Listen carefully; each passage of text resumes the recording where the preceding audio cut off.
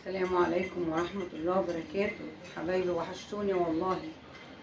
طبعا انا بقالي كتير ما صورتش، فكان عندي واجب طبعا زي ما انتوا عرفتوا في الفيديو اللي قبل اللي انا عملته دوت. وده خالتي ربنا يرحمها ويسامحها ويجعل مثواها الجنة يا رب. قلت النهارده طبعا واحد ملوش نفس للاكل خالص ولا ليه نفس يعمل اي حاجة خالص. الحمد لله الحمد لله. النهارده قلت اعمل لهم كده، ذنبهم ايه؟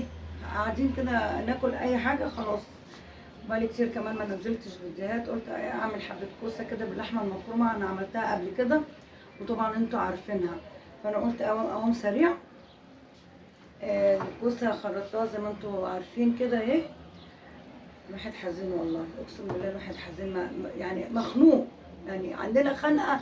الحمد لله ربنا يرحمها يا ربنا يرحم خالتي يا رب. الحمد لله.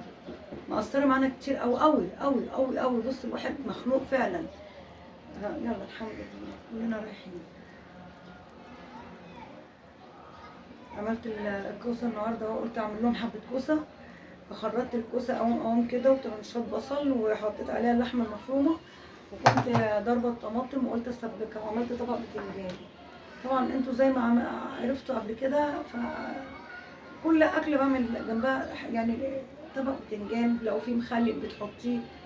وهنعمل حبه رز. بسم الله الرحمن الرحيم. بص انا كنت حاطه الطماطم دي عشان نخلص بسرعه كده. ما شاء الله بصوا دي طماطم اهي. ولو عايزه حبه شوربه، لو عندك حبه شوربه حطي، عندك حبه ميه حطي. النهارده احمد عيان وامبارح وديته المستشفى. وقلت اخلص وانزل اعمل له التحليل. ربنا يشفيه هو كمان والله، ربنا يشفيه من عينه يا رب يا رب. جدع يا احمد، شاطر يا احمد. اوعى كده نحط حبه ميه، اجيب حبه ميه. لا ما تنزلش عشان انت تعبان. بصوا يعني ممكن ايه تحط لها حبه ميه كده ايه مع هلا بسم الله الرحمن الرحيم.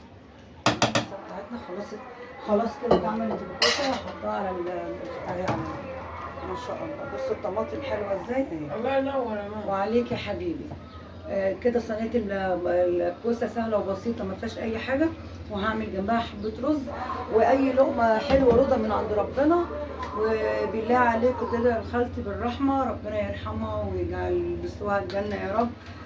ومش هوصيكم على الدعوه، بالله عليكم انا حلفتكم بالله عليكم تدعوا لخالتي ربنا يرحمها ويسامحها. احن خاله في الله، يعني حنينه اقسم بالله، يعني مش عشان راحت، لا كانت حنينه والبيت مفتوح على طول. الله يرحمها ويسامحها. علقت على الكوسه وهعمل حبه رز بسرعه كده وارجع لكم تاني، ما تمشوش. يلا بينا يلا بينا نشوف الكوسه وهي بتستوي وهي بتتكتك تكتكه. بصوا اهي، ما شاء الله ما شاء الله، شايفين جمال؟ بصوا اهي حمراء وجميله وطبعا لازم تغطيها، عشان تغطي اي اكل لازم يتغطى علشان يستوي. قولوا ما شاء الله. بصوا البخار طلع على الكاميرا ازاي، بسم الله ما شاء الله. بألف هنا للي ياكل. قولوا ما شاء الله ما شاء الله. وكده عملت احلى صينيه كوسه. بصوا حطيتها في الشوايه، بسم الله ما شاء الله. طبعا لسه مطلعاها سخنه منقلبها اهي، بسم الله ما شاء الله. قولوا ما شاء الله ما شاء الله. ايه رايكم في الجمال؟ حلوه؟ شايفينها ولا مش شايفينها؟ اهي. واحلى طبق بتنجان واحلى طبق رز. قولوا يا جمالك يا تكاتك يا حركاتك. وكده خلصنا الكوسه، بسم الله ما شاء الله. قولوا ما شاء الله. وعليك يا حبيبي. بصوا الكوسه اهي ما شاء الله ما شاء الله. بصوا اهي شايفينها عامله ازاي. دي طبعا واخده وش على الشوايه. انا عملتها من بوتاجاز من فوق عادي، مش في الفرن ولا اي حاجه، وحطيتها في الشوايه خدت وش جميل. لمعه كده وشكله حلو. واحلى طبق رز اهو معانا ما شاء الله ما شاء الله. واكله بسيطه وعلى طول على قد الايد. حته لحمه مفرومه وربع كيلو لحمه مفرومه هيعمل لك صينيه كوسه وتاكلي وتشربي وتاكلي العيال. واكله بسيطه واقتصاديه على قد الايد. والبتنجان كتير في السوق، وتعملوا لهم طبق بتنجان زي كده هتاكلي العيال وتشبعيهم ويشبعوا ويحمدوا ربنا. واهم حاجه نقول الحمد لله.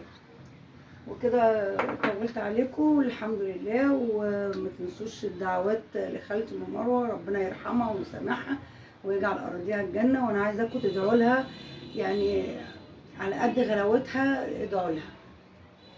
طبعا في ناس كتير عارفاها وفي ناس كتير ما تعرفهاش، بس كانت حنينه وكانت حلوه وربنا يرحمها ويسامحها يا رب. وكده كفايه عليكم كده، واقول لكم تعالوا اتغدوا معانا. ايه رايكم؟ نقول تعالوا اتغدوا معانا ولا كفايه قوي كده؟ اللي عايز يتغدى يجي، اهلا وسهلا بيه بألف هنا وشفا. اللي يجي يتغدى معانا احلى اكله دي ولا ايه؟ يلا اقول لكم كفايه قوي كده، ومع السلامه، والسلام عليكم ورحمه الله وبركاته.